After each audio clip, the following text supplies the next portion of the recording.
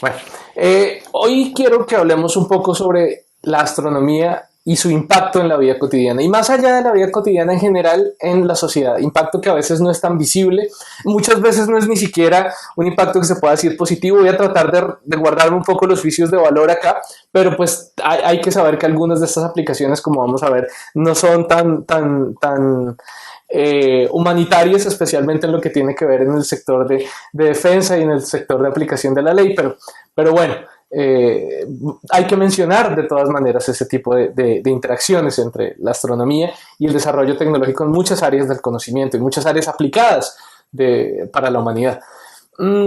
Entonces, ya varias de estas están en otros videos que hemos establecido, por ejemplo, sobre el impacto de la astronomía en la medición del tiempo y la medición de la forma de la Tierra, pero quiero mencionar de todas maneras todavía algunas de estas aplicaciones históricas.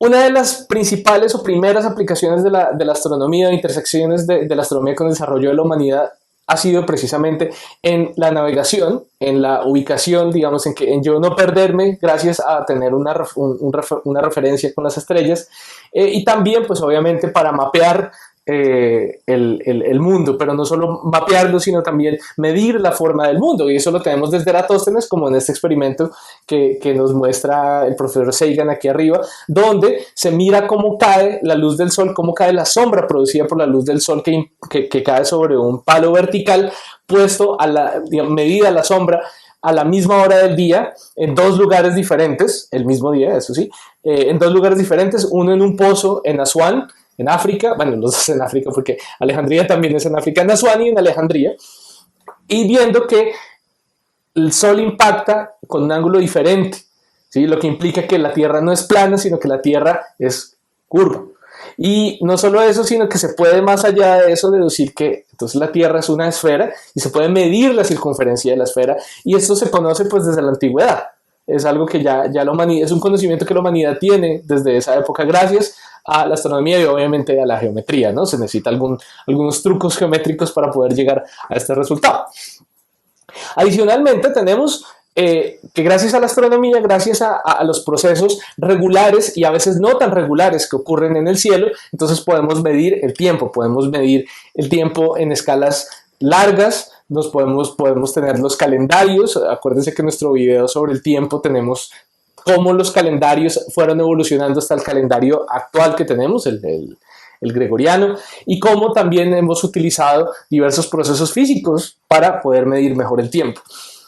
Hay una relación muy fuerte, recuerden, entre la astronomía, el tiempo, la medición del tiempo y la navegación, como muestra aquí a este lado el famoso reloj H4 del que hablamos, fue el que finalmente logró que pudiéramos determinar con exactitud nuestra posición en cuanto a longitud en alta mar, que fue un problema que estuvo sin resolver hasta hace relativamente poco tiempo. Es decir, durante toda la historia de la navegación de la humanidad, este problema se resolvió hace unos 300 años. Entonces, es algo importante que decir. Entonces hay unas intersecciones bien importantes porque en el momento del desarrollo de este reloj por Harrison, en Inglaterra, había una competencia sobre cómo diversos sistemas basados en astronomía podían ser también utilizados para este mismo proceso. Entonces, esta pelea, de hecho, dejó una gran cantidad de avances tecnológicos y matemáticos también.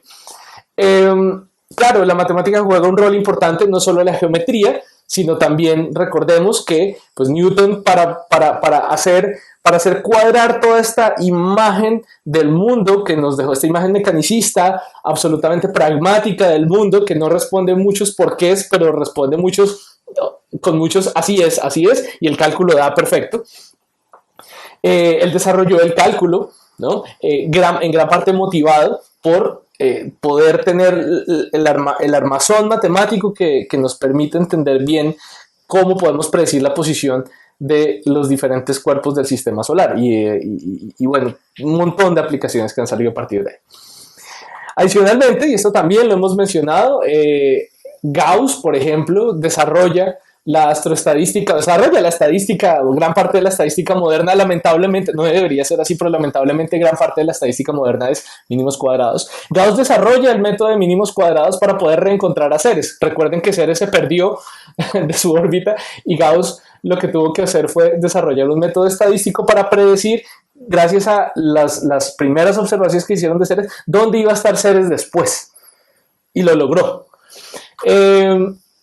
Adicionalmente, tenemos la intersección con la astroquímica, de la astronomía con la química, que es la astroquímica, gracias a, digamos, también este tirijale entre los químicos, quemando todo lo que se les ocurría y haciendo pasar la luz de lo que se quemaba a través de un prisma para poder caracterizar por el tipo de luz que emitía los gases quemándose, qué tipo de gas era, ¿no? Como tomarle la huella digital al gas a través de su luz.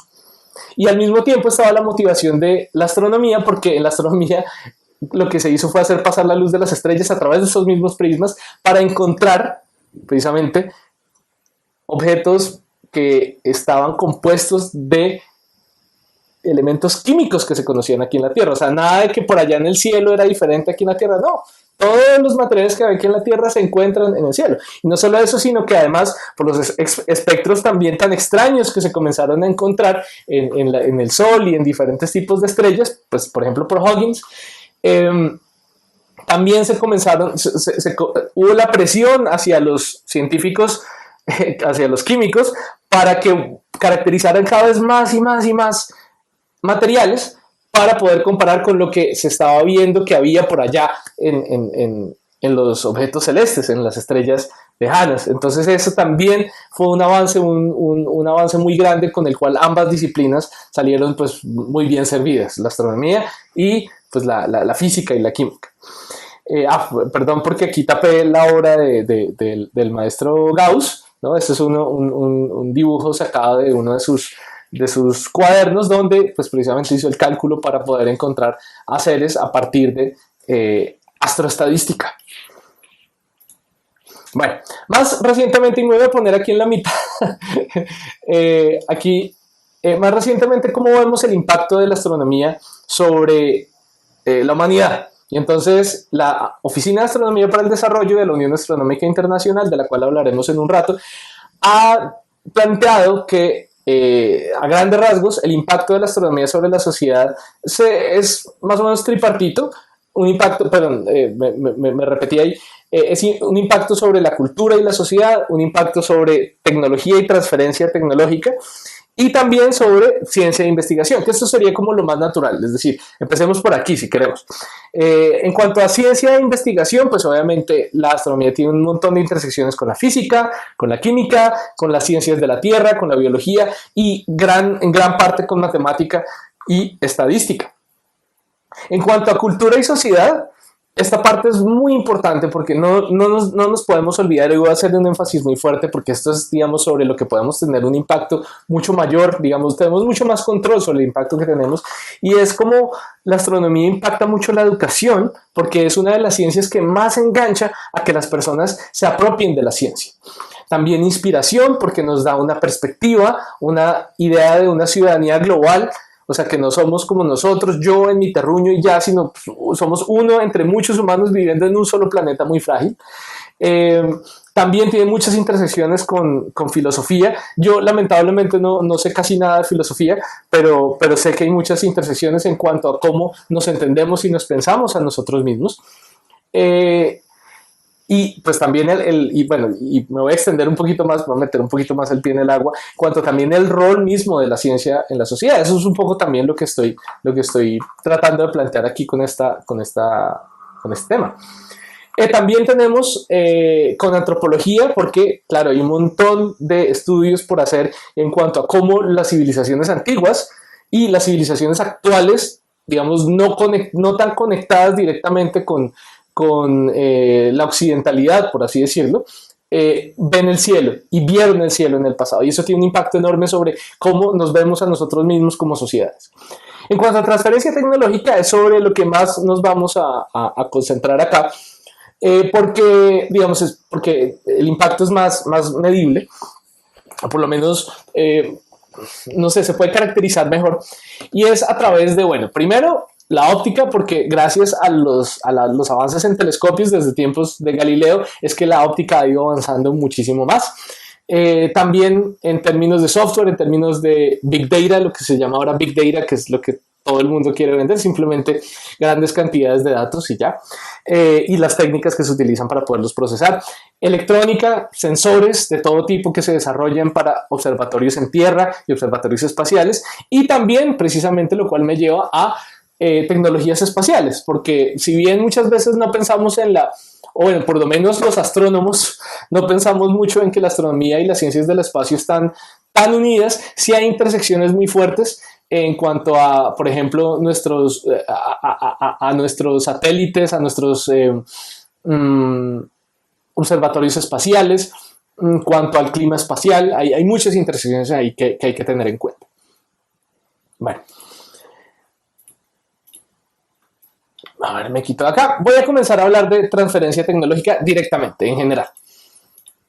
Entonces, esto es como para enlazar como lo antiguo con lo actual. Si hay algún millennial, alguna millennial viendo esto, seguramente reconoce los rollos, los viejos rollos de las cámaras, ¿no? No, las antes de las digitales.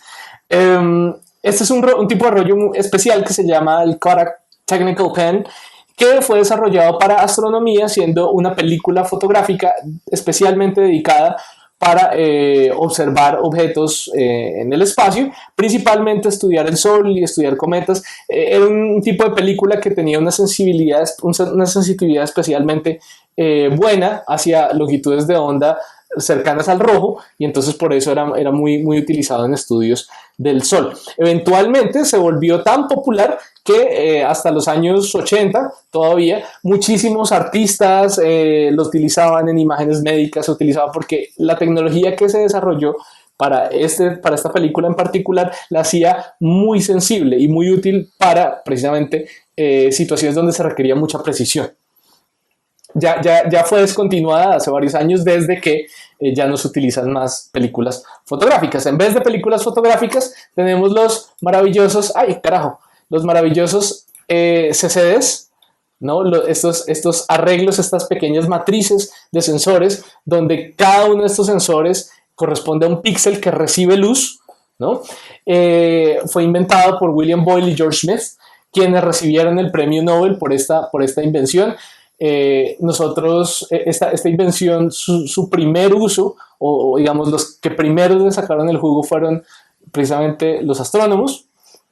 Le sacaron el jugo porque precisamente todo el mundo estaba cansado de mirar placas fotográficas. ¿Cómo es posible que no podamos tener un archivo digital de esta observación?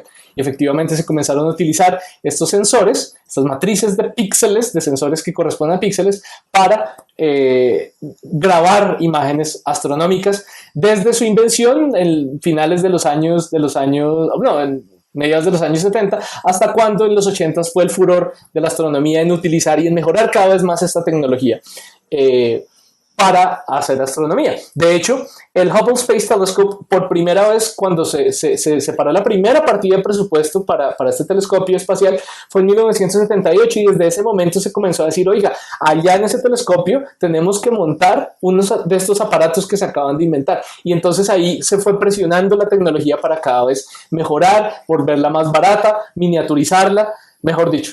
Aquí a la derecha vemos precisamente un modelo. Bueno, esto de hecho no es un modelo, es una réplica, es una copia prácticamente de una de las cámaras del telescopio espacial Hubble, de una de las cámaras de campo amplio, donde hay en la mitad un sensor precisamente de estos CCDs, de estas matrices de sensores de luz, matrices digitales electrónicas para sentir la luz. Su funcionamiento, como lo vemos aquí en el GIF, pues se basa precisamente en rastrear precisamente cómo interactúa o cómo podemos capturar un fotón y hacer que el fotón, cuando llegue, se transforme en una señal eléctrica que después puedo interpretar si la proceso correctamente. Ahora, como ya lo hemos dicho también, este tipo de sensores están en todas las cámaras de todos los celulares. O sea, todo el que tenga una cámara gomelísima o una cámara muy barata todos usan este tipo de sensores, ¿sí? Que primero fueron utilizados en astronomía y fueron los astrónomos los que motivaron el avance de esta tecnología.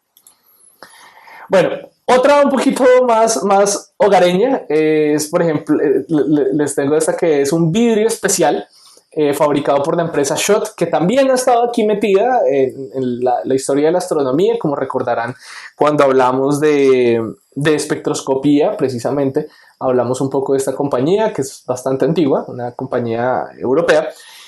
Más recientemente, desarrollando un nuevo tipo de material para un telescopio en España, se descubrió un material, o se descubrió una técnica más bien, para tener un vidrio ultra resistente que no se quebrara muy fácil, que no se rayara muy fácil y además que aguantara muy bien el calor. Y ahora ese vidrio, llamado Ceran, es utilizado en muchísimas estufas de inducción. No sé si las han visto, pero son unas estufas que ahora se usan bastante, han adquirido bastante popularidad en los últimos años. Que se basan en la inducción, en el principio de inducción electromagnética, para calentar a través del principio de inducción las ollas, ¿sí? Sin tener necesidad de tener ninguna llama abierta ni tener ningún elemento, digamos, al rojo vivo. Bueno, como ya lo hemos mencionado varias veces, en la astronomía se han desarrollado una gran cantidad de nuevos sensores. Unas de estas familias de sensores que han tenido muchísima aplicación en otras áreas son los sensores de rayos X. ¿Por qué nos interesan a los astrónomos los rayos X? Porque los procesos más energéticos del universo emiten muchísimos rayos X. O, digamos, emiten, o sea, más bien, se caracterizan por emitir rayos X.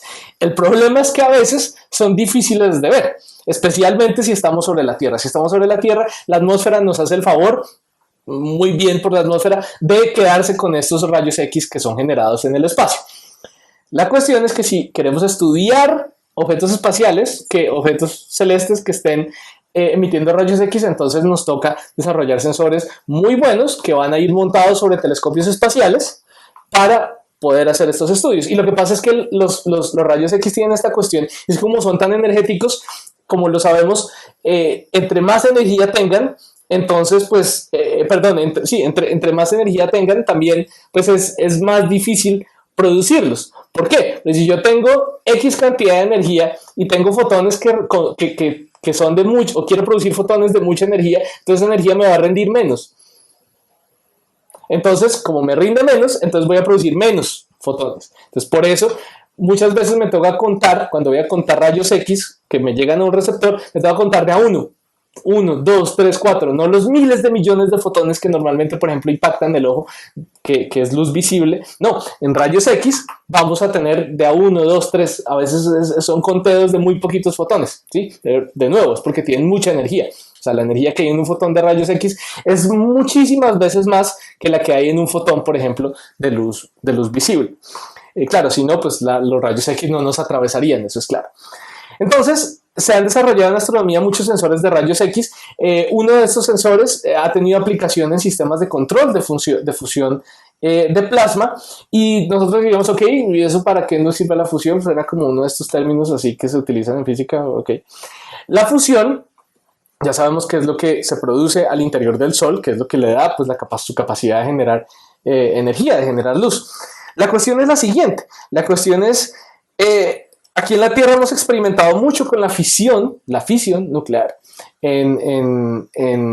para generar electricidad, para matar gente en cantidades absurdas, en cantidades genocidas, pero pues hay problemas con la fisión en cuanto a que mucha gente no está de acuerdo con el avance de las tecnologías de fisión nuclear para generar energía barata y segura para la población, principalmente por el tema de los desechos, y que digamos uno podría argumentar que es simplemente como miedo que meten los medios, pero bueno, digamos, de nuevo no metamos juicios de valor ahí, voy a ser relativamente neutral.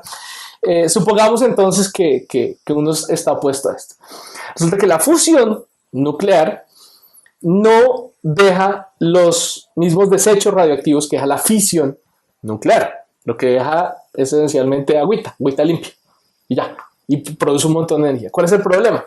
Que para generar fusión nuclear dentro de nuestros reactores, aquí en la Tierra, necesitamos meter más energía que la que sacamos. Entonces, obviamente, eso no sirve para generar energía barata, porque pues, o sea, lo que hace es costarme energía. Entonces, en este momento hay muchísima gente en muchas partes del mundo tratando de desarrollar tecnologías para controlar la fusión en plasmas, para poder tener un sistema al cual yo le meta menos energía de la que le saco, gracias a la fusión nuclear. O sea, no es que salga la energía de la nada, no, sale la energía a partir de estos procesos de fusión nuclear. ¿Qué ocurre? Que para poder monitorear muy bien estos procesos, pues estos procesos son muy energéticos y emiten pues, luz muy energética. Para caracterizarlo lo voy a hacer a través de sensores de rayos X, muchos de ellos desarrollados desde la astronomía. ¿Listo? Entonces está ahí metido en el desarrollo de tecnologías limpias. Otra aplicación en tecnologías de energías limpias. Por ejemplo, el grafito o un tipo de grafito, un proceso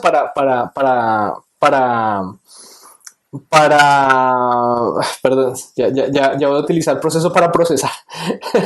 Un proceso descubierto para el grafito, diseñado para observatorios espaciales, ha sido utilizado para mejorar estructuras en colectores solares en Australia. ¿Por qué esa tecnología es transferible? Pues porque en el espacio las condiciones, como saben, son bastante rudas. Entonces yo tengo un satélite en el espacio, especialmente si tengo un telescopio que tiene unos sensores muy sensibles, entonces yo necesito cubrirlo de la luz solar, necesito cubrirlo de cualquier cosa que le pueda pasar allá en el espacio. Y uno de estos materiales que son muy resistentes al calor y además no se deforman muy bien y además pues tienen varias propiedades deseables, por ejemplo que es muy ligero, es el grafito. Entonces, si al desarrollar nuevas tecnologías para el grafito, pues se pueden aplicar también para colectores solares que van a estar todo el tiempo recibiendo energía solar, energía lumínica del sol, y que necesito que por un lado no se deformen, por el otro lado no se quiebren, o sea, que se mantengan bien estructuralmente, y también que, por ejemplo, si voy a concentrar muchísima luz en un punto, muchísima energía en un punto, muchísimo calor, por ejemplo, entonces que no se fracture. ¿Listo? Entonces materiales como el grafito son ideales para este tipo de colectores.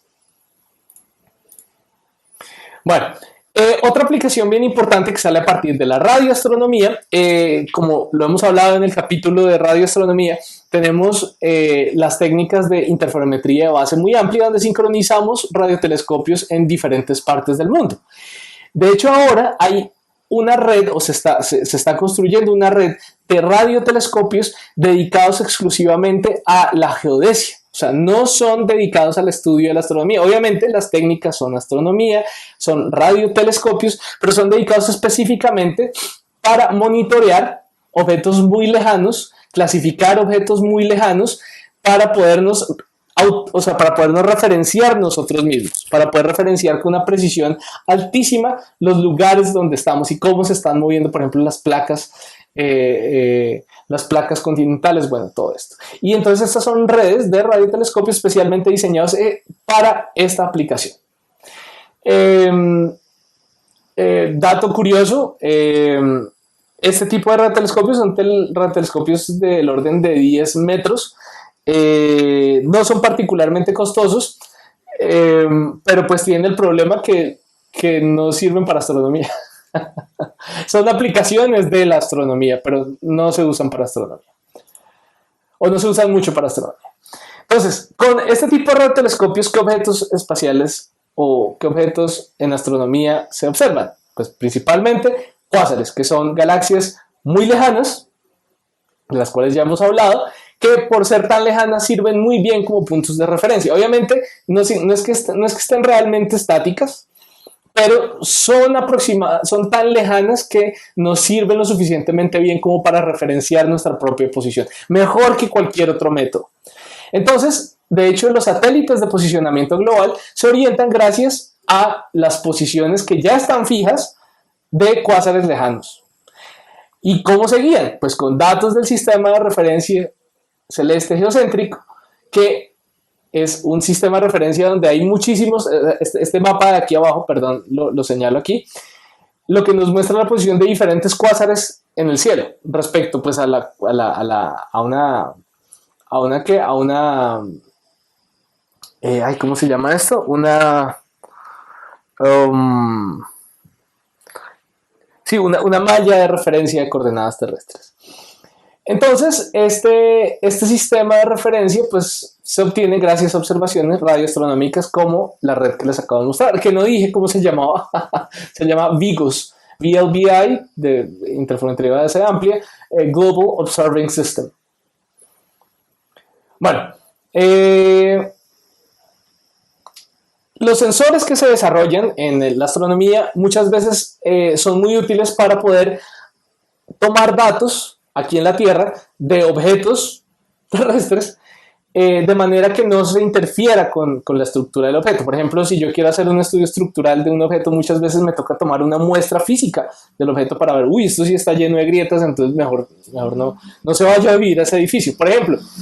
Pero resulta que en lugares donde hay no sé, por ejemplo, edificios con interés histórico, por ejemplo, la Basílica de San Marco, como vemos acá, se puede utilizar sensores desarrollados en astronomía, por ejemplo, en particular un espectrómetro de rayos gamma que se desarrolló para el estudio del suelo lunar, se utiliza para precisamente ver cómo está la estructura de estos edificios antiguos sin tener que tomar muestras físicas. O también sensores de fluorescencia de rayos X, como esta pistolita que les muestra que este es un sensor de fluorescencia de rayos X, que se ha utilizado para mirar si una pintura es real o no, sin tener que pues tomarle la muestra a la pintura, sino simplemente tomando una imagen utilizando la técnica de fluorescencia de rayos X. Son sensores portátiles que ayudan a verificar pinturas.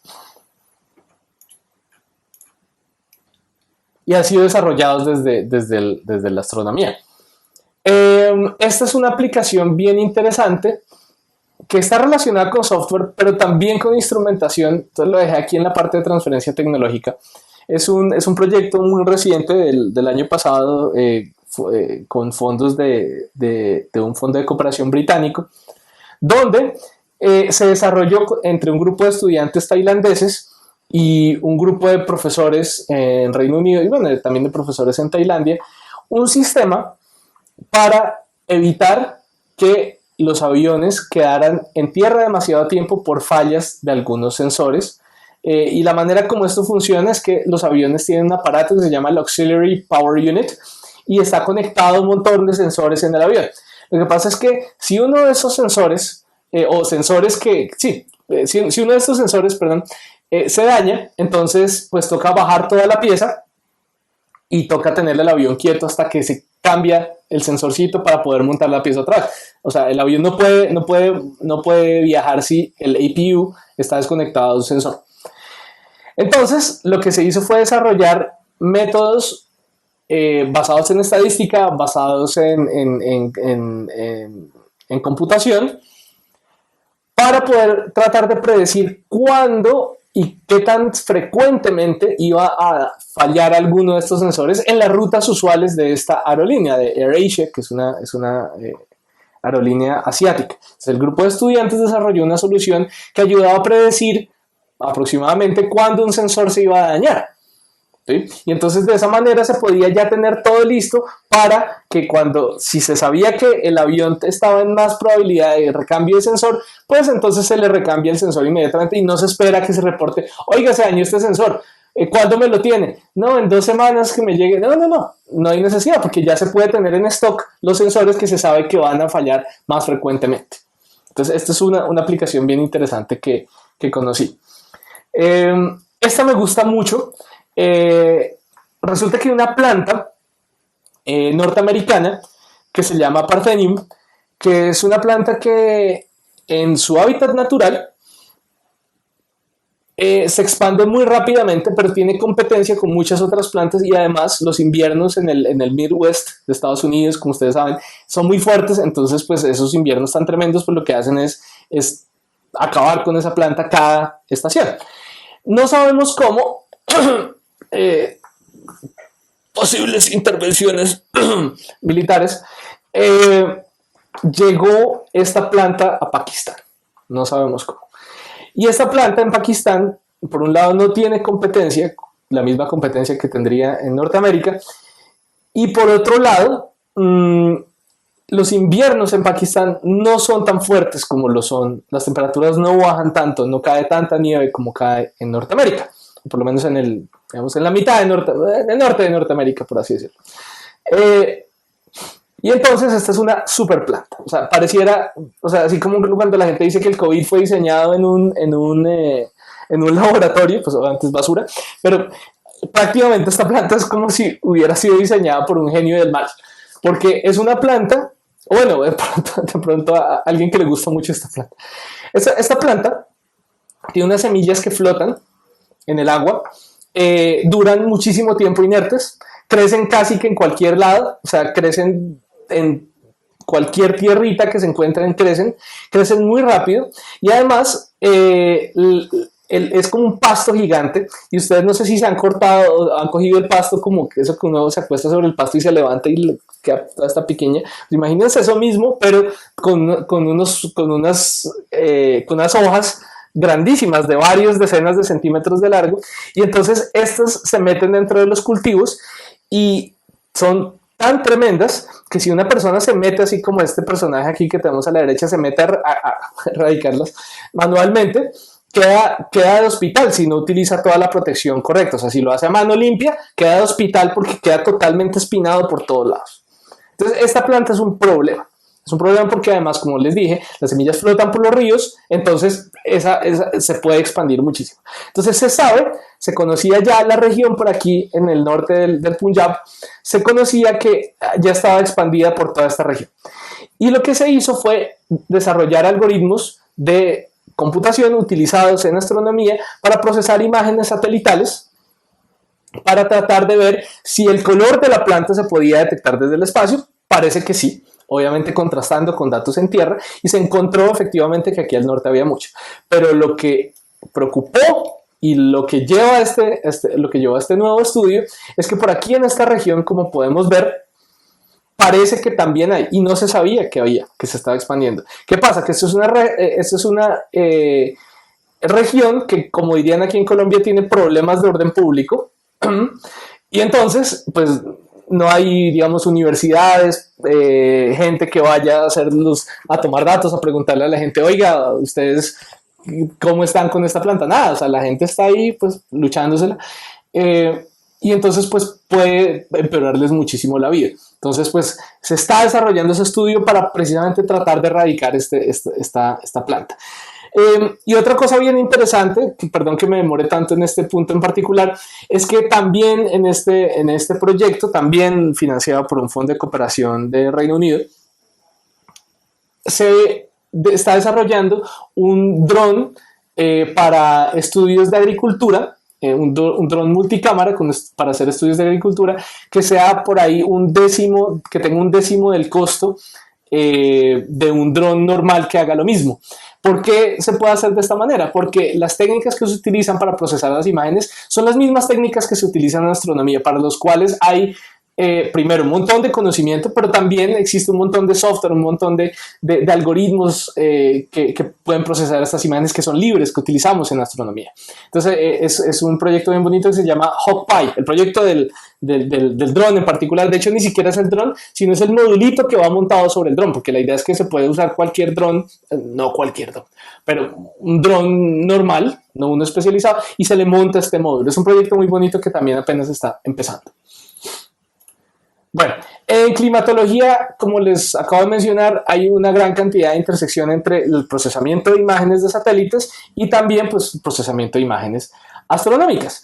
Entonces, por eso hay una relación muy fuerte entre la climatología y la astronomía. Un proyecto bien interesante de esta relación es el proyecto ICEPEX, que comenzó con unos sensores para astronomía que se convirtieron, o más bien se llevó este programa a que la gente pudiera medir la cantidad de aerosoles, siendo pues partículas suspendidas en el aire, para que apuntando hacia el cielo con el smartphone se pudiera medir qué tanta concentración había de aerosol en algún lugar. Sí, como cuando uno se levanta por la mañana, bueno, de hecho hace tiempo no, gracias al encierro, pero hace un tiempo uno sale a la ventana y mira hacia el cerro y no se ve el cerro. ¿No? ¿Por qué? Pues por toda la cantidad de porquerías que hay en el aire. Entonces, pues sí, inicialmente este proyecto empezó desde astronomía para caracterizar atmósferas exoplanetarias.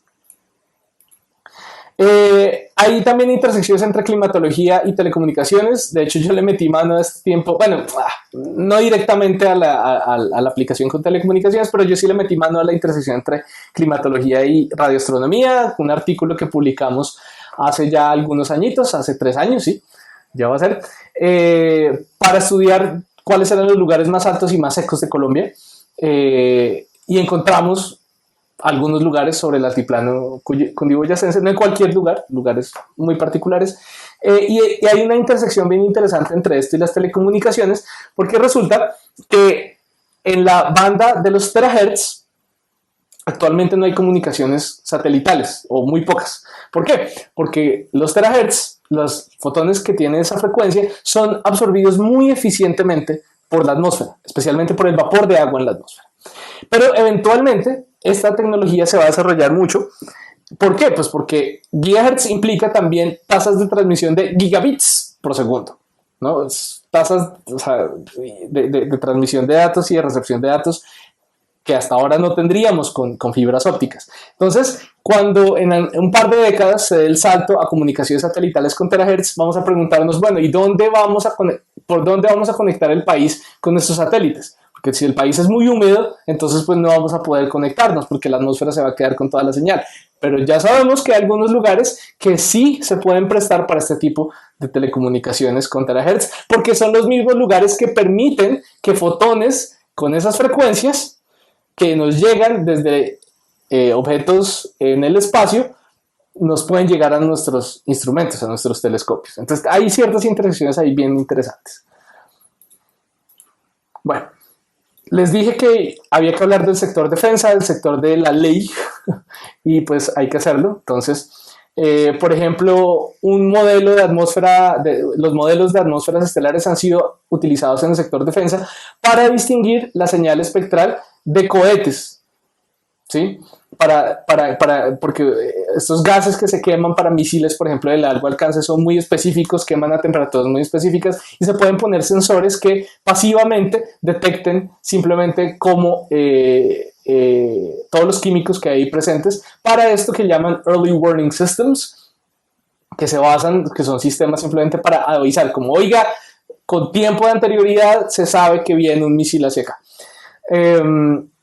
Y esto se basa en teorías que seguramente ustedes pues, van a ver en semestres más avanzados con transferencia radiativa, donde precisamente nos enteramos o nos damos cuenta cómo el material puede interactuar con la luz y ese mismo material también puede estar emitiendo luz y cómo todos esos factores pueden estar intrincados unos con otros, y cómo nosotros como observadores podemos tratar de separar cada uno de esos diferentes efectos simplemente con un buen modelo. Bueno, otro sistema similar utilizando unos contadores de fotones, o sea, sensores de fotones, como siempre, para detectar tempranamente emisión de algunos tipos de propelentes en cohetes de largo alcance, especialmente emisión en ultravioleta, ¿sí? Vemos aquí un ejemplo de emisión, por ejemplo, en azul. Si pudiéramos ver en ultravioleta, también veríamos como un pico de emisión en ultravioleta que se forma en cierto tipo de cohetes de largo alcance. Entonces también, si uno tiene un sensor que haga eso pasivamente, entonces se da cuenta muy fácilmente que viene uno de estos misiles simplemente viendo el exhausto, como se llamaría, de estos cohetes.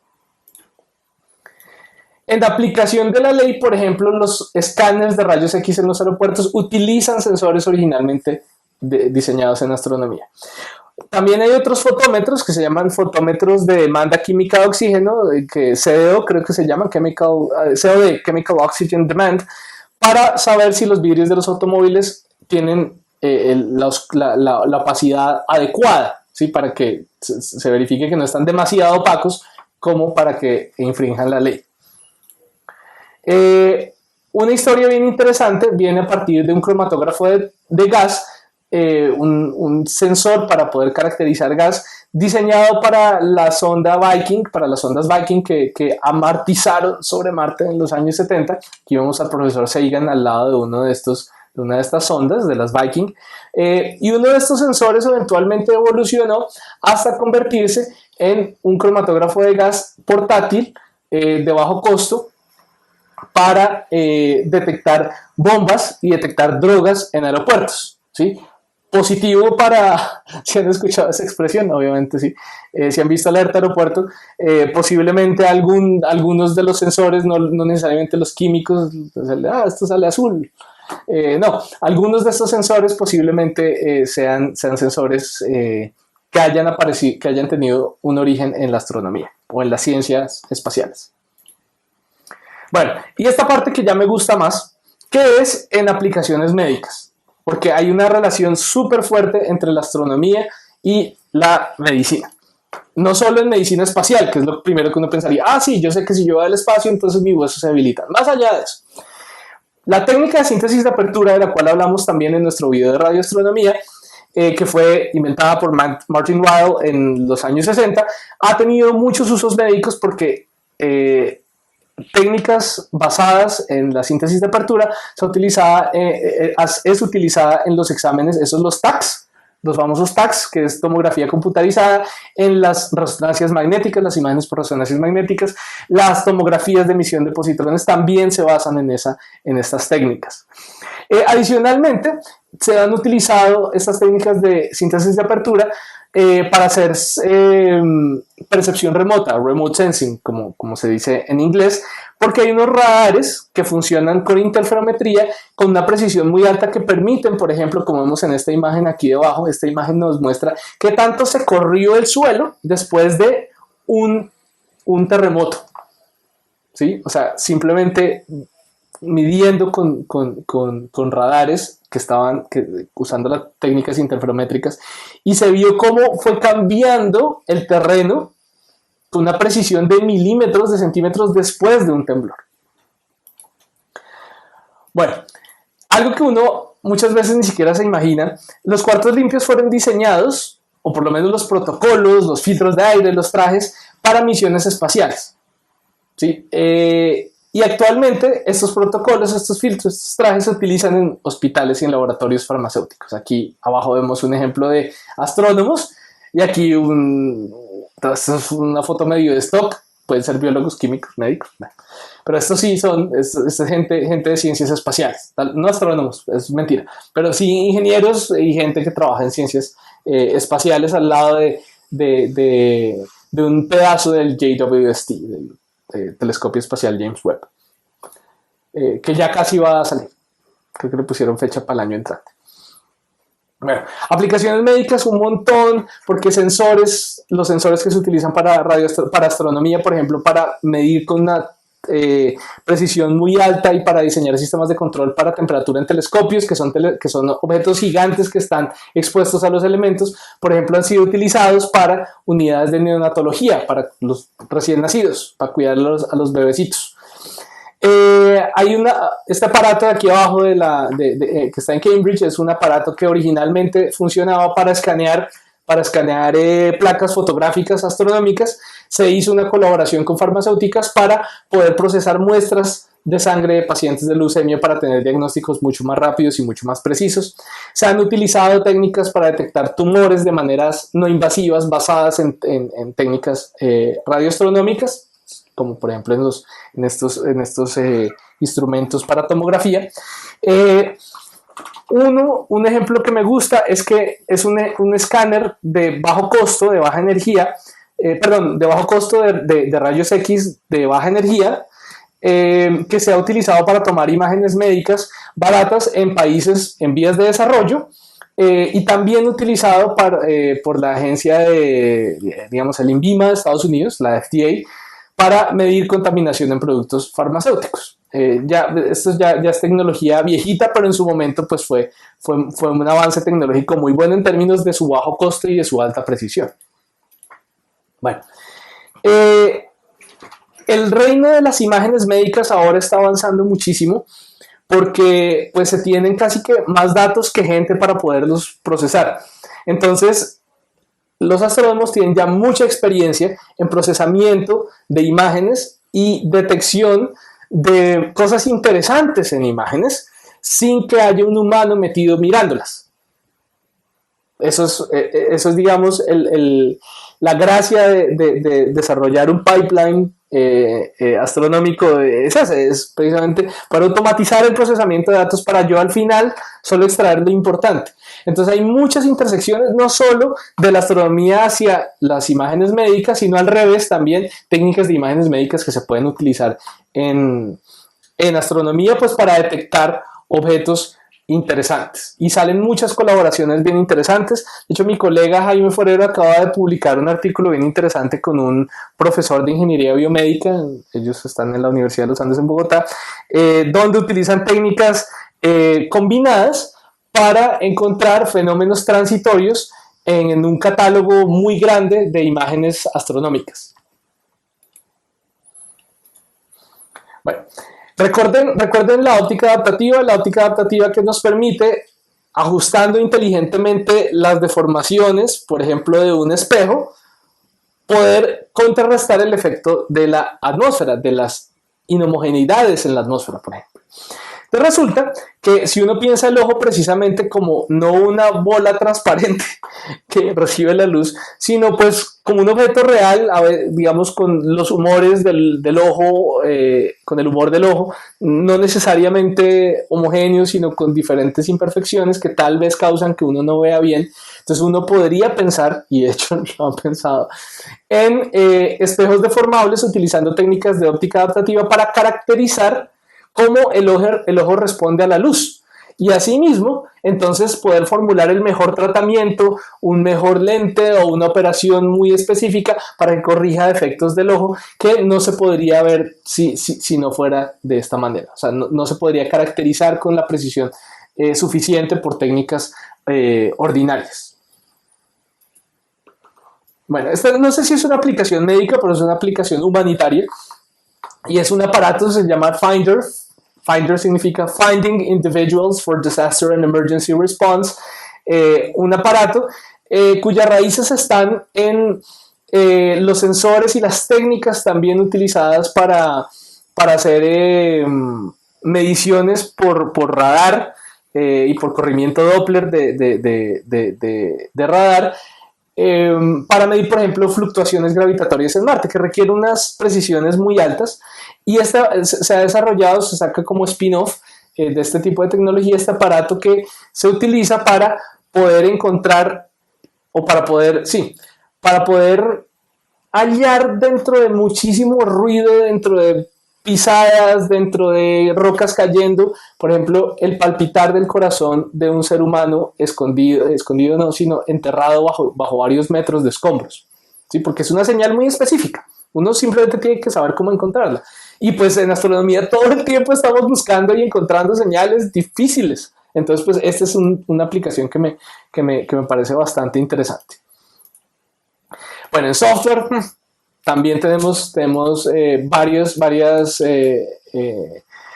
aplicaciones. Una de las que ya he mencionado en nuestro video de radioastronomía, la invención del Wi-Fi por John O'Sullivan y su equipo, quienes plantearon el estándar 802.11n, utilizado ahora en todas las tarjetas Wi-Fi de la Tierra.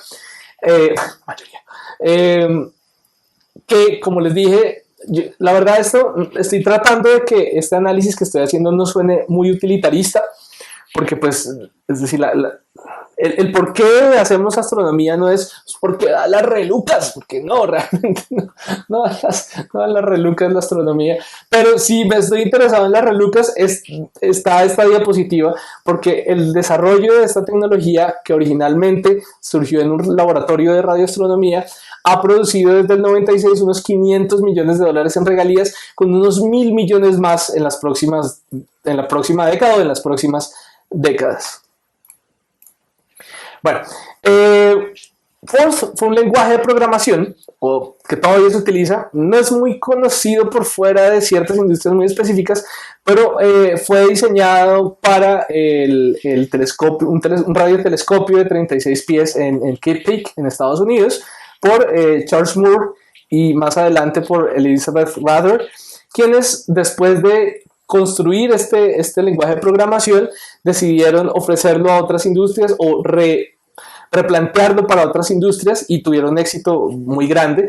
Es un lenguaje que, a pesar de ser muy viejo, por ser de muy bajo nivel, o sea, por ser muy cercano a como la máquina es, o sea, muy cercano a los unos y ceros en el procesador y en la memoria, entonces es muy útil, de hecho es más interactivo, por ejemplo, que el lenguaje assembly, que es el lenguaje, es uno de los lenguajes más cercanos al lenguaje de máquina. O sea, que yo le digo, este bit váyase para allá, y este para allá, y este más este, y este por este, y este muevan para allá. Ese tipo de operaciones ya muy microscópicas, por así decirlo. A eso se le llama un lenguaje de bajo nivel, que está muy cerca de lo que hace realmente el procesador. O sea, no como estos entornos de desarrollo, como Python, que está re lejos. Hay como 15 capas hasta que el programa realmente ve un procesador. Pero bueno, ha sido usado por una cantidad enorme de industrias, por FedEx, por ejemplo, por Apple, por Boeing, por General Dynamics, por Lockheed Martin, lo cual no es positivo porque esta gente pues, es del sector defensa.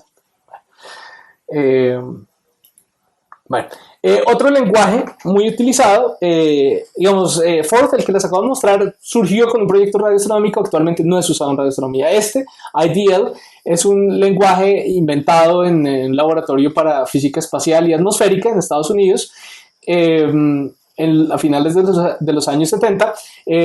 David Stern, quien inventó este programa, más adelante fundó una empresa y él vendió la empresa después. Bueno, ha pasado por muchas manos, pero este es un lenguaje muy utilizado. De hecho, no me gusta, no voy a decir mentiras aquí, no me gusta por muchas razones. Una de ellas es que requiere licencias por usar, costosísimas, no es muy amigable, pero por ejemplo yo mismo lo tengo que usar. Esta es una gráfica de mi tesis de doctorado, por ejemplo, hecha con IDL. Es muy utilizado actualmente en astronomía. Ya mucha gente, entre todas las nuevas generaciones, la gente joven como yo, estábamos reescribiendo muchas cosas que estaban escritas en IDL a Python, que es un lenguaje pues, más familiar, más amigable y además abierto. Pero ha tenido muchas aplicaciones afuera de la astronomía porque ha sido utilizado para análisis de imágenes médicas y para remote sensing, para percepción remota.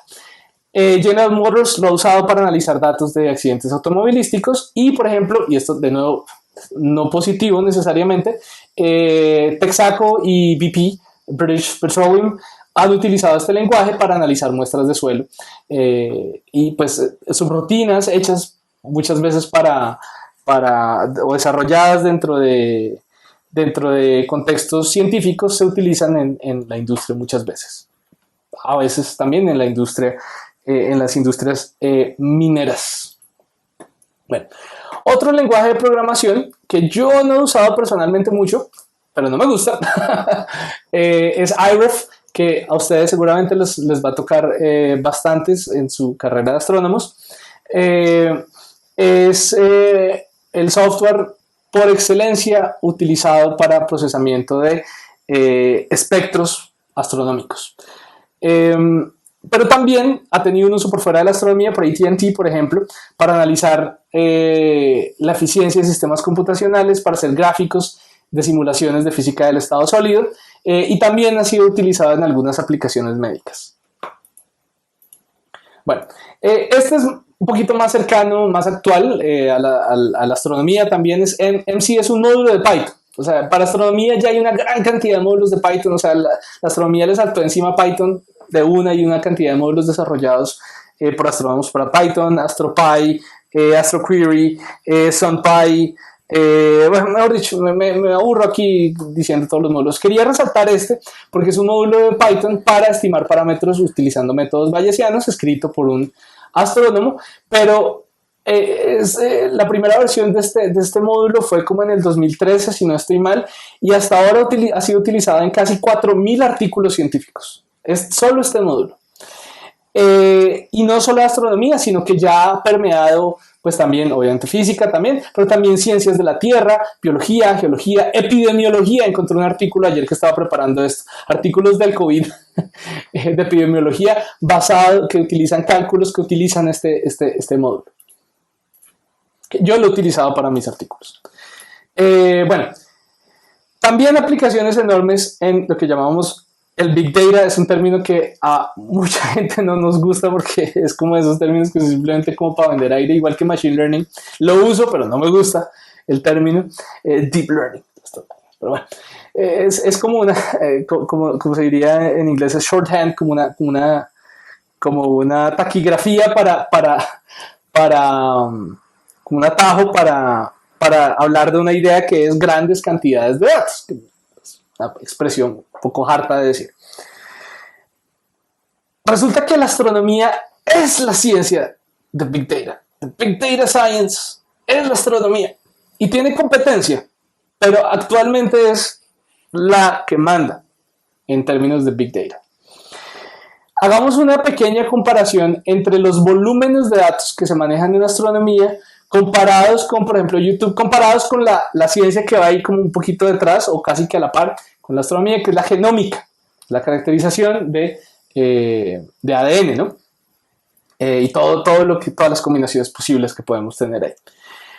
Entonces, en cuanto a tasas de adquisición de datos, estos son datos de un artículo que ya tiene un tiempito, pero pues son bastante válidos todavía. En tasas de adquisición de datos, por la astronomía tenemos 25 zettabytes al año. Zettabyte, ¿qué es un zettabyte? Bueno, zettabyte es más o menos, a ver, yo tengo por aquí esto anotado, que no quería meter tanta vaina ahí en la diapositiva. Para hacernos una idea, todo el tráfico de internet en un año, perdón, me iba equivocando. Todo el tráfico de internet en un año es del orden entre 1 y 2 zettabytes. Ahorita hacemos una mejor referencia, pero para tener una idea, todo el tráfico de internet, todo, en un año es de 1 a 2 zettabytes. Astronomía produce 25 veces eso, de 25 zettabytes al año en datos crudos actualmente. YouTube, en comparación, produce de 1 a 2 exabytes. ¿Cuánto es un exabyte? Es una milésima parte de un zettabyte. O sea, digamos que YouTube tiene una milésima parte del tráfico de todo Internet. Entonces, pues por lo tanto, toda astronomía utiliza 25.000 veces más o produce 25.000 veces más datos al año que YouTube.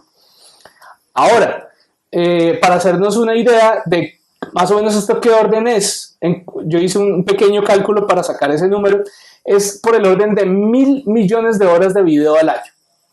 Es el número que tengo. De ahí saqué ese número. Más o menos 1.000 millones de horas de video al año que se produce en YouTube. En genómica, las unidades no son en bytes, sino en cuántas bases se analizan al año. Y es por el orden de Z bases. O sea, bastante. ¿Por qué? Pues porque esas moléculas tienen un montón de información. Las moléculas de ADN. Y todo lo que se hace en genómica, no solo ADN. Es tremendo también. Entonces, son cantidades enormes. Ahora comparemos el almacenamiento. El almacenamiento en astronomía, si bien la adquisición es 25.000 veces más que YouTube, en almacenamiento es más o menos lo mismo que YouTube. O sea, como un exabyte al año. ¿Sí? Lo mismo que se produce en YouTube al año es lo mismo que se almacena en astronomía. ¿Por qué? Pues porque los datos crudos en astronomía nadie los ve. Esos primeros son pasados por una cantidad de capas de software y hardware también, que reducen mucho la cantidad de datos que después sí se van a procesar. Entonces, comparativamente estamos al mismo nivel de YouTube, de almacenamiento de datos. ¿Sí? ¿Por qué este número y este número son diferentes? Pues porque reducimos mucho al procesarlos, los datos crudos se convierten en datos ya procesados ¿no? Por eso se llama reducción de datos también, o digamos, podemos entender ese término de esa manera. En YouTube no, pues porque el video como se graba así queda, entonces no se comprime o se comprime muy poco. En cuanto a la genómica almacena muchísimo más, o sea, de 2 a 40 veces lo que se almacena, por ejemplo, en astronomía. ¿Por qué? De nuevo, pues porque ellos no tienen tanta capacidad de procesamiento y además porque todos los datos que se tienen son muy distribuidos. O sea, son muchísimos laboratorios en muchas partes del mundo haciendo cosas en paralelo. Mientras que en astronomía, como son grandes esfuerzos de muchos países alrededor de pocos instrumentos, entonces esto está mucho más centralizado y entonces es mucho más eficiente, por un lado la colaboración, pero también el almacenamiento de datos. En cuanto a los sistemas de distribución, literalmente los cables que llevan la información a los servidores centrales. En astronomía estamos hablando de 600 terabytes por segundo. Líneas de transmisión que me llevan hasta 600 terabytes por segundo. ¿Sí? 600 de estos, un disco de 1 tera, de estos que valen como, no sé, ¿cómo está? Como 200 lucas. 600 de estos al segundo. Líneas de transmisión. Mientras que en YouTube tenemos 10 megabytes por segundo máximo, si estamos de buenas. ¿Por qué? Pues porque es la velocidad con que el modem me está grabando a mí y está llevando ahorita los servidores, ¿no? Esa es la máxima velocidad con la cual YouTube puede absorber información.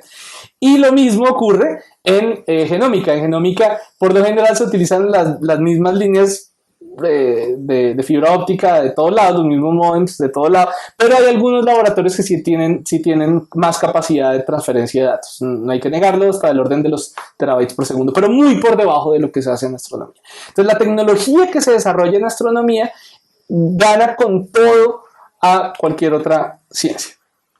Ahora, ¿cuánto es un zettabyte? Un zettabyte son 1000 exabytes, ya lo dijimos. Donde un exabyte es 1.000.000 de terabytes, o sea, 1.000.000 de estos. Pero prefiero, para hacernos una idea de, por ejemplo, dijimos que en astronomía se adquieren 25 zettabytes al año. Para hacernos una idea de otro calculito que quería referenciar, si yo digitizara todo el lenguaje hablado por todos los seres humanos que han vivido, o sea, si yo le hubiera puesto un micrófono a todos los seres humanos que han vivido a lo largo de la historia y grabara toda esa información, o sea, obviamente comprimida un poco, o sea, con cierta tasa de muestreo, obviamente, no esos archivos FLAC que le gustan a los musicófilos, ¿no? Un archivo normalito con compresión normal. Si grabara todo lo que ha dicho todo ser humano que ha vivido y que hemos dicho nosotros hasta ahora, completaríamos unos 40 zettabytes, o sea, como el doble de esto al año, ¿sí? O sea, todo lo que hemos dicho como humanidad en palabra hablada cabría en 40 zettabytes, para hacernos una idea de las tasas de datos que estamos hablando. Bueno, y es que la astronomía ha evolucionado con las tasas de transmisión de datos, desde megabytes, que eran las primeras imágenes captadas por CCS en los años 80, pasando por terabytes, que era el orden de magnitud que tenían esta tasa de producción de datos por los primeros observatorios robóticos como el SDS, o estos surveys automatizados como el SDSS, hasta la próxima década, donde vamos a ver el LSST, el Large Synaptic, se me olvidó la otra vez. Alguien después me escribirá en los comentarios cuál es la otra vez. El Large Synaptic Survey Telescope. Me acordé. Normalmente si me bloqueo grabando el video, no se me ocurre inmediatamente. Y el SKA, el Square Kilometer Array, el arreglo de radiotelescopios, del cual también hablé. Video de radioastronomía. El LSST también hablé en el video sobre telescopios. Por si tienen curiosidad de las tasas de datos que se van a manejar ahí. Por ejemplo, el SKA, me voy a poner por aquí, ¿dónde me pongo? Por acá, no, más grande. La tasa de producción de datos cuando el SKA esté funcionando a full va a ser por el orden de 2 terabytes por segundo. O sea, cada uno de estos me aguantaría medio segundo de los datos que van a entrar ahí, producidos por SKA cuando esté funcionando a full. Y eso que esos no son los datos crudos. Los datos crudos van a ser 5000 terabytes por segundo. Entonces esos 5000 terabytes por segundo se tienen que procesar en sistemas de procesamiento que no existen todavía, se están diseñando, se están desarrollando, se está probando el software que va a aguantar toda esta transmisión de datos, que va a poder procesar esos 5000 terabytes por segundo y convertirlos en 2 terabytes por segundo. Y aún así, vamos a generar 1 exabyte de datos en un solo día, más que lo que se produce en todo Internet en un día se va a producir en el scale.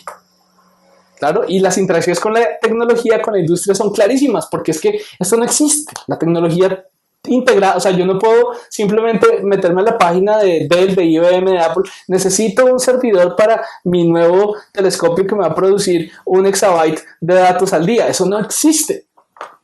Es la maravilla de la astronomía, que presiona los límites de la tecnología en direcciones que la gente no se le ocurre. ¿Por qué? Pues porque es que en la cabeza nosotros estamos pensando siempre en el universo. No estamos pensando en el problema inmediato, chiquito. No, estamos pensando en presionar los límites de lo que permite la tecnología. Y por eso es que aparecen todas estas interacciones, lamentablemente positivas y negativas. ¿Sí? De eso yo, no sé, me gustaría poderlo mencionar en alguna otra conferencia o en alguna otra charla, pero pues hay también, como para resaltar un poco también la responsabilidad que tenemos como científicos y como astrónomos de, hombre, no vendernos tampoco al mejor postor así porque sí, y no replicar como malas prácticas que deshumanicen el ejercicio de la ciencia, porque en últimas la ciencia está en un pedestal porque es la ciencia, pero en últimas la hacemos científicos. Y como científicos, los científicos somos gente. Y la gente tiene una cosa que ocurre, esto es algo que traspasa fronteras, culturas, religiones, y es que la gente se tuerce por 3 pesos.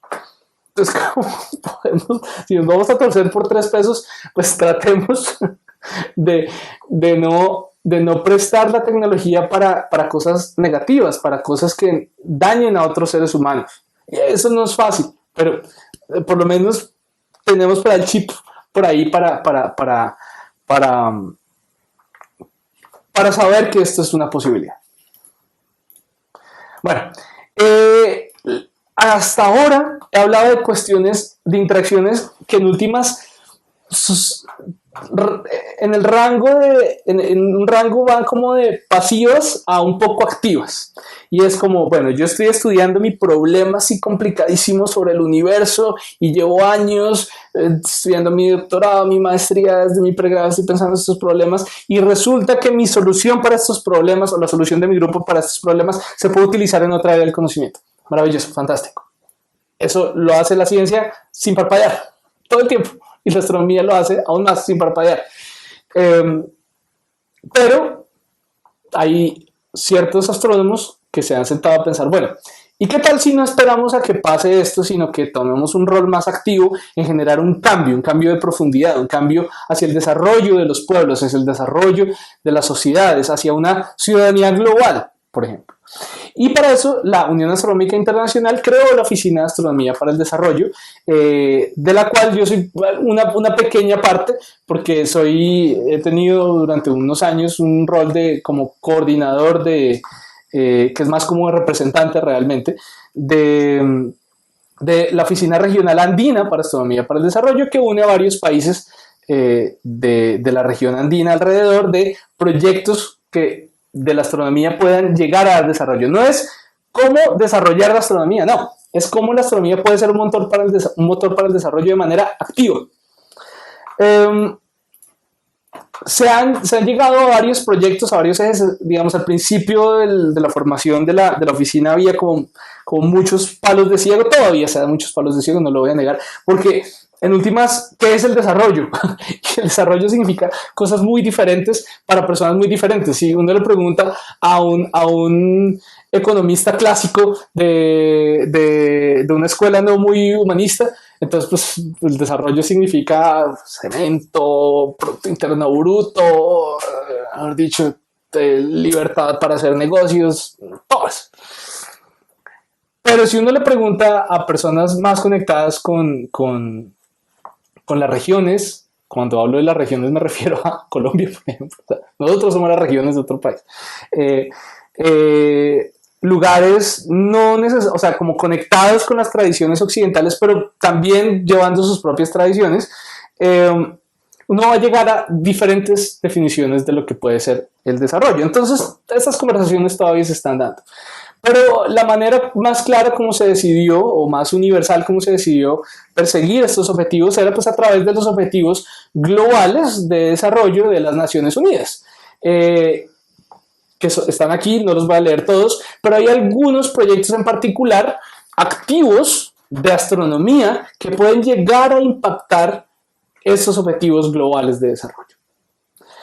Por ejemplo, astroturismo, cómo desarrollamos una región para que a través del astroturismo emerjan económicamente. ¿Cómo hacemos para crear capacidades en lugares que lo requieran? ¿Cómo? Pues aprovechando el gancho que es la astronomía para poder llegar a escuelas, para llegar a fortalecer el currículo, para llegar a fortalecer la formación de profesores, para llegar a dar charlas sobre la importancia de la ciencia. ¿Sí? Utilizar la astronomía como excusa para, ¿no?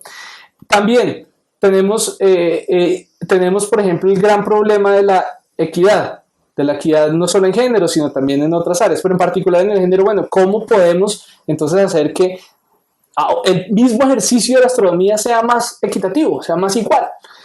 En términos del medio ambiente, por ejemplo, el tema de la polución lumínica de los cielos oscuros impactan muchísimo. Cómo podemos proteger regiones, certificar regiones para que no haya, para que tengan más cuidado las ciudades con cómo ponen sus luminarias. Cómo los observatorios, que son centros de ciencia, pueden impactar las comunidades, cómo pueden mejorar las comunidades, cómo también la astronomía se puede utilizar como una herramienta para la diplomacia. En Colombia esto no es muy así, lamentablemente, porque los astrónomos y los científicos estamos muy lejos todavía de los tomadores de decisiones, y pues estamos trabajando lentamente para que esa brecha se disminuya. Pero en otros países, por ejemplo en Sudáfrica los astrónomos y los políticos son muy cercanos. Los científicos y los políticos son muy cercanos. En Tailandia también, por ejemplo, países que uno no se imaginaría, de hecho son muy cercanos, que digamos, en términos económicos y en términos de desarrollo son similares a Colombia, no son muy diferentes a Colombia, pero tiene un diálogo muy bueno entre los poderosos y los científicos, porque se han dado cuenta que lo que más mueve el desarrollo es la ciencia y es la inversión en ciencia. Y bueno, también no hay que olvidar las actividades que podemos hacer como astrónomos, que incluyen precisamente grupos menos representados, desde grupos menos representados en términos, por ejemplo, de personas con limitaciones visuales o personas oprimidas históricamente por algún sistema. Bueno, regiones sin mucho acceso a la ciencia y a la tecnología. Bueno, estos son algunos ejemplos de proyectos que han funcionado y de ideas que han funcionado de cómo la astronomía tiene un rol activo para impactar estos objetivos. ¿Es la única manera? No. Todo esto sale de todas maneras de un modelo muy eurocentrista, muy occidentalizado, en cierta manera también un poco colonialista. Algunos proyectos que yo he visto al respecto no me han encantado, pero pueden ser un mapa que nos ayuda un poco como a liberar nuestra mente respecto a el impacto que puede tener la astronomía en la sociedad. Ya para ir cerrando, me despido con esta foto de la galaxia que tomó nuestra compañera Karen Cárdenas, que me envió por correo una foto espectacular de la galaxia vista desde Antioquia, con la principal reflexión de, bueno, ¿cuál es el impacto que tiene la astronomía sobre la humanidad? Entonces hay muchos, ya llevo bastante rato hablando de eso, pero el principal es que nos conecta con nuestras raíces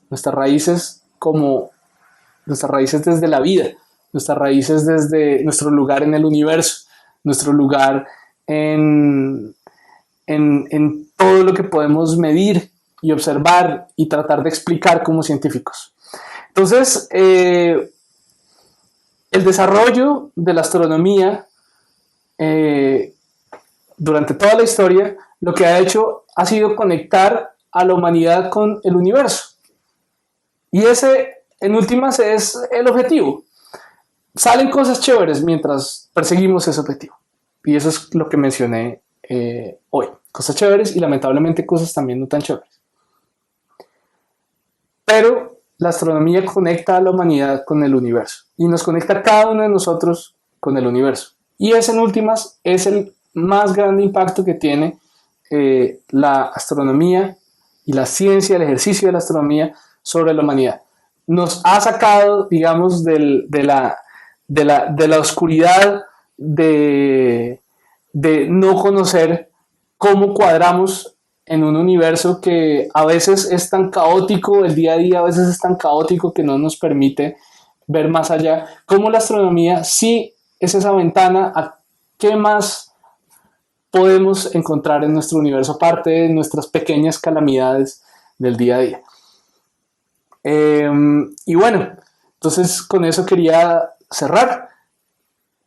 Les dejo aquí un par de referencias más. Esto no me lo inventé yo. Todo esto o muchas partes de esto las encuentran en estos enlaces. Esta es una página de la NASA donde ustedes van a encontrar fácilmente 1 o 2 órdenes de magnitud más aplicaciones de las que yo mencioné hoy, que son spin-offs, o sea, desarrollos tecnológicos que han tenido impacto en otras áreas, aparte de ciencias espaciales y astronomía.